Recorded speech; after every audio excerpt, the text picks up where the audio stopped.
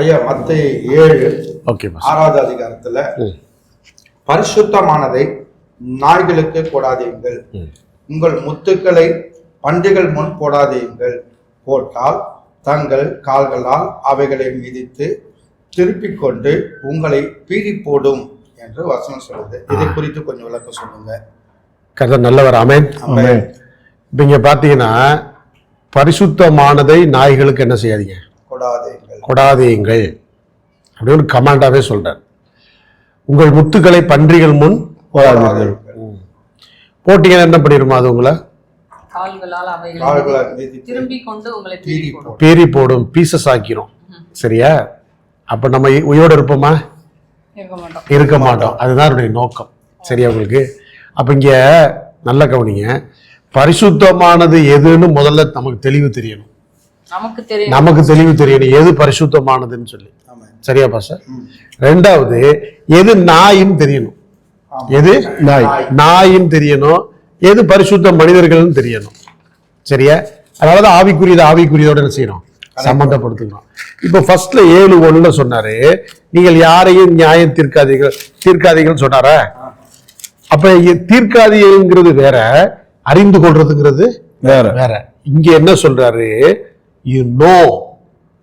என்ன புரிஞ்சுக்கணும், நம்ம எது நாயின்னு என்ன பண்ணணும், புரிஞ்சுக்கணும்.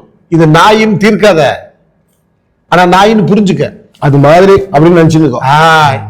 இங்க சொல்ற எதுவுமே நேரடியான, இது வந்து ஓமையா சொல்றாரு. நேரடியான இதை போய் எடுக்கக்கூடாது, நாய பார்க்க கூடாது, நேரடியான பண்ணியை போய் பார்க்க கூடாது. ஓமை என்ன சொல்றாரு, இந்த மாதிரி ஜனம் இருக்கும், சுபாவம் உள்ள இந்த மாதிரி சுபாவம் உள்ள ஜனங்கள் இருப்பார்கள். அதத்தான் சொல்றாரு. ஒரு பன்றி அல்ல, ஒரு நாய் அல்ல, புளூரல்ல கொடுக்கப்பட்டிருக்கு. அநேக பன்றிகள், அநேக நாய்கள், பன்றிகளை நீ என்ன செய்யணும், ஞானமாக புரிந்து கொள்ள வேண்டும். ஆமென். இப்ப என்ன சொல்றாரு, உனக்கு பரிசுத்தமானது எதுன்னு தெரியணும், அதே நேரத்துல அது நாயா நல்ல மனிதர்களான்னு என்ன செய்யணும், பகிர்த்து அறிகிற அறிவு இருக்கணும். இது வேற, ஜட்ஜ் பண்றது வேற. சரியா?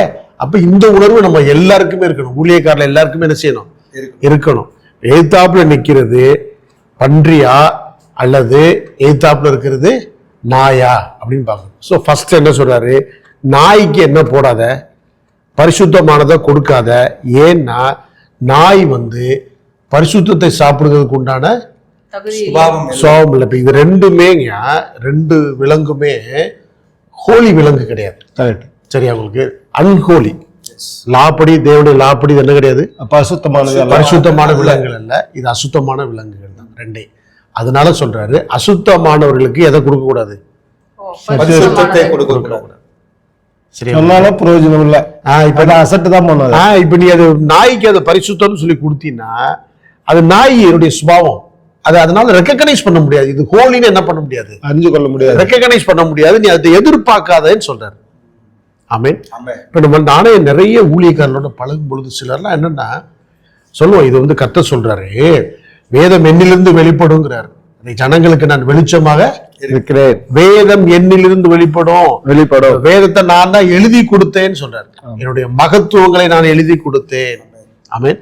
இது ரெண்டை கர்த்தர் சொன்ன பின்பு அதை குறித்து உங்களுக்கு அறிவு இல்லைன்னா நீங்க என்னவா இல்லைன்னு அர்த்தம், பரிசுத்தத்தோடு சம்பந்தப்படுத்துகிற இடத்துல நீங்க இல்லைன்னு அர்த்தம். சரியா? அப்ப என்னுடைய பார்வையில் அதை எப்படி வந்துரும், நான் எப்படி பார்ப்பேன், பரிசுத்தமானதை கொடுக்க கூடாது, இவர் தகுதியான நபர் அல்ல. ஆமென். இப்ப அவர் என்ன நினைக்கிறாரு?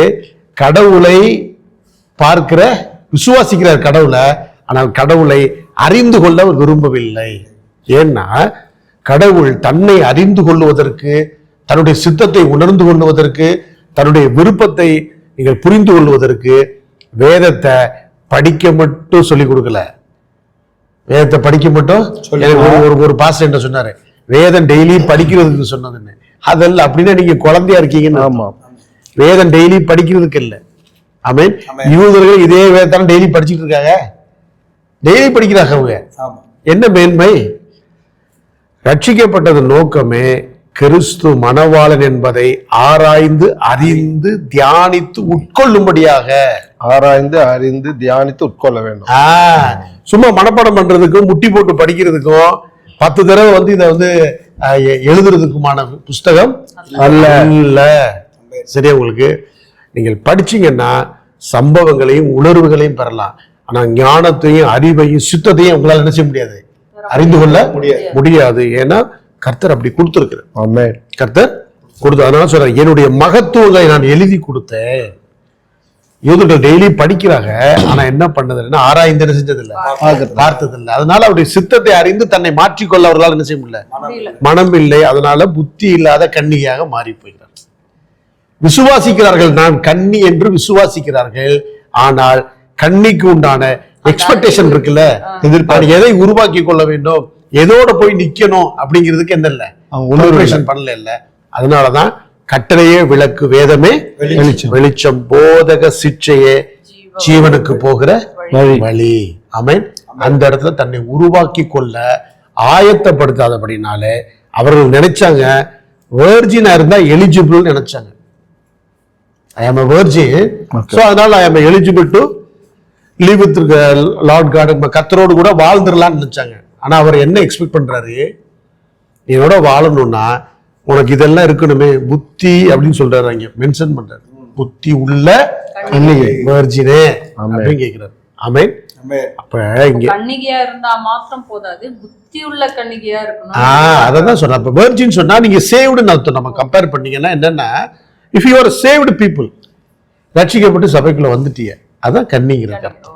வெர்ஜின் பட் நாலேஜ் இல்லை. அதாவது நீங்க பலிபீடத்துக்கு வந்துட்டீங்க, பரிசுத்த ஸ்தலத்துக்குள்ள என்ன செய்யல, போகல. அந்த அனுபவத்துக்குள்ள போனா தான் அடுத்த கட்டம். அதனாலதான் நம்ம நிருபங்களை நிறைய வாச்சிங்கன்னா, ஏன் குழந்தையா இருக்கிறீங்க, பூரண புருஷர் வரைக்கும் கடந்து போங்க.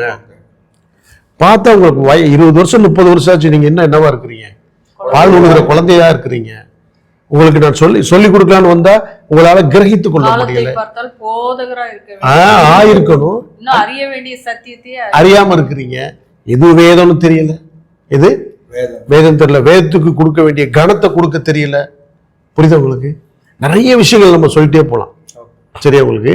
அப்ப இதுல என்னன்னா, தான் பரிசுத்தத்தை பரிசுத்தம் என்று அங்கீகரிக்கக்கூடிய இடத்துல நாம இல்லாதனால பரிசுத்தமானவர்கள் என்ன செய்ய முடியல, நாய்களுக்கு கொடுக்க முடியல. இப்ப என்னன்னா, இவங்க ஒரு கட்டமா வளர்த்து கொண்டு வந்துட்டாங்க. சரியா உங்களுக்கு?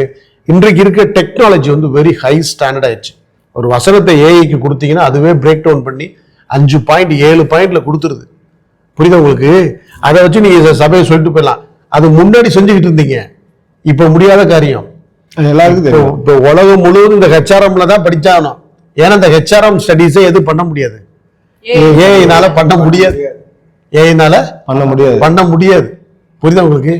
கண்டிப்பா என்ன பண்ணி தான் ஆகணும், படித்துதான் ஆகணும். உலகம் முழுவதும் ஒத்தகம் தான் இருக்குது. உலகம் முழுவதும் எங்க போறது, அதே முடியாதுல்ல பாஸ். இப்ப ஏஐல போட்டு பாருங்க, வராது. ஏஐல இந்த வசனத்தை எடுத்து எனக்கு ஏஐல போட்டு ஒரு விளக்கத்தை எடுக்க முடியாது. இது உட்காந்து ஒர்க் அவுட் பண்ணி நீங்க படிக்கணும். அதனாலதான் ஏன்னா ஏஐ எதுல இருந்து எடுக்குது, சோர்ஸ்ல இருந்து, இருக்க சோர்ஸ் தானே.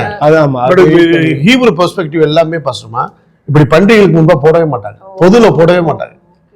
உட்காந்து கனப்படுத்தி உட்காந்து 1 மணி நேரத்துக்கு $100 பெர் ஹவருக்கு பே பண்ணி ஹானர் பண்ணி ஸ்டடி பண்ணணும். பண்டிகைகளுக்கு முன்பா ஜூஸ் என்ன செய்ய மாட்டாங்க, போடவே மாட்டாங்க. பொதுத்தலங்கள் என்ன பண்ண மாட்டாங்க, போட மாட்டாங்க. ஸ்டூடெண்டா இருந்து கத்துக்கொள், கனம் பண்ணு, வேதத்தை என்ன செய்ய, கனம் பண்ணு. கனம் பண்ணாதான் நான் கனம் பண்ணுவேன் அந்த ஆஸ்பெக்ட்ல. அதுதான் பவுல் சொல்றாங்க, எண்ணிக்கை உள்ளவர்களுக்கே நான் இந்த ரகசியத்தை போதித்தேன், விவரித்து விளக்கித்தேன். காண்பித்தேன். எனக்கு சுவிசேஷம். இது வந்து உபதேசம். கரெக்ட். உபதேசம் வந்து பன்றிகளுக்கு என்ன செய்ய முடியாது. ஆனால் பன்றிகள், நாய்கள், பொல்லாத வேலைக்காரர்கள், துரோகிகள் எல்லாருக்குமானதான் சுவிசேஷம். ஏன்னா அங்கே சொல்றது மனம் திரும்புங்கள், இங்கே சொல்றது கற்றுக்கொள்ளுங்கள், மனம் திரும்புங்கள், கற்றுக்கொள்ளுங்கள். அதுதான் அவர் சொல்றாரு, உண்மை உள்ளவர்களிடத்துல ஒப்புவித்தேன். அவர்கள் வந்து எண்ணிக்கை உள்ளவர்களா அதுல நான் வந்து பார்த்தேன், இவ்வளவு பேர் தான் இருக்கிறாங்க, அவ்வளவுதான். இந்த 5 பேர் 10 பேர் இவங்கதான் தேர்ந்தவங்க, அழைக்கப்பட்டது அநேகர். வேதத்தின் மீது அதான் அடுத்த கட்டத்துக்கு வர்றாங்க. ஃபர்ஸ்ட் டெவலப் ஆகுறது. விசுவாசியாவே இருந்துட்டு போறதை விட தென் பலிபீட அனுபவத்துல இருந்து பரிசுத்த ஸ்தல அனுபவத்துக்கு வந்தா தான் நெக்ஸ்ட் வரும் பாஸ்டர், வளர்ச்சி வரும். அப்பதான் உங்களுக்கு இந்த உள்ளான மனுஷனுடைய வளர்ச்சி வந்துட்டா பசி வந்துடும் பாஸ்டர்மா. நீங்க உள்ளான மனுஷன் வளர்ந்துட்டாலே பசி வந்துடும். பசிக்கு நீங்க எங்க இருந்து ஃபீட் பண்ணணும்னா கர்த்தருடைய வார்த்தையில இருந்தா தேடுவீங்க. தேட முடியும். அப்பதான் தேடினாலே தாகம் வரும். நம்மகிட்ட படிக்கிற அநேக போதகர்களுக்கு அந்த தாகம் வந்ததுனால தானே உட்கார்றாங்க காலையில. கண்டிப்பா 10 மணில இருந்து சாயங்காலம் வரைக்கும் என்ன செய்யறாங்க, உட்கார்றது காரணம் என்ன? அந்த ஹங்கர், அந்த பசி. இன்னும் எவ்வளவு கிடைக்கும், இன்னும் எவ்வளவு கிடைக்கும், இன்னும் கிடைக்குமா, இன்னும் கிடைக்குமா, இன்னும் கிடைக்குமா. சொல்றது புரியுதா உங்களுக்கு? அது வரணும்னா நீங்க என்ன இருக்கணும், வளர்ந்துருக்கணும். பால் குடிச்சுக்கிட்டே இருந்தீங்கன்னா என்ன செய்யாது, ஒன்றும் பிரயோஜனம் இல்லை. கேட்டு இந்த கால் வாங்கி இந்த கால் விட்டு. அதனாலதான் பலமான ஆகாரத்தை சாப்பிடத்தக்க நீதியிலும் பரிசுத்தத்திலும் பழக்கப்பட்ட ஆத்துமா, ஞானேந்திரியம் உள்ளவர்களுக்கே இது தகும். அவங்கதான் பரிசுத்த ஸ்தலத்துக்குள்ள வந்து என்ன செய்ய முடியும், உட்கொள்ள முடியும். கர்த்தருக்கு பிரியமான பரிசுத்தவான்களே, இந்த நாளிலே வேதம் பேசுகிற இந்த நிகழ்ச்சியை நீங்கள் தொடர்ந்து கேட்டுக்கொண்டு இருக்கிறீர்கள் என்று நாங்கள் விசுவாசிக்கிறோம்.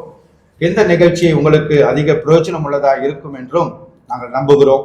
அநேகர் இது பிரயோஜனமாக இருக்கிறது என்று சொல்லி எங்களோட தொடர்பு கொண்டிருக்கிறீர்கள். அதற்காக இயேசு கிறிஸ்துவின் நாமத்தினாலே நன்றியையும் உங்களுக்கு வாழ்த்துதல் தெரிவித்துக் கொள்கிறோம்.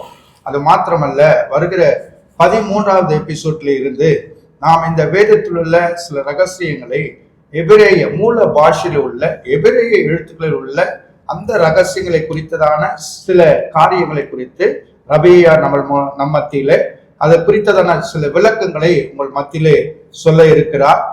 அந்தக்குரிய காரியங்களை நீங்கள் படிப்பீர்கள் என்று சொன்னால் இன்னும் அதில் உள்ள ரகசியங்களை அதிகமாய் அறிந்து கொள்ள முடியும். ஆகவே இந்த காரியங்களை குறித்து நீங்கள் மற்றவர்களுக்கும் சொல்லுங்கள். இந்த காரியங்களை குறித்து மற்றவர்களுக்கு சப்ஸ்கிரைப் செய்யும்படியான காரியங்களை நீங்கள் சொல்லுங்கள். அது உங்களுக்கு ஆசீர்வாதமாக இருக்கும் என்று சொல்லி நாங்கள் விசுவாசிக்கிறோம், நம்புகிறோம். கர்த்தர் தாமே உங்கள் அனைவரும் ஆசீர்வதிப்பாராக. ஆமென்.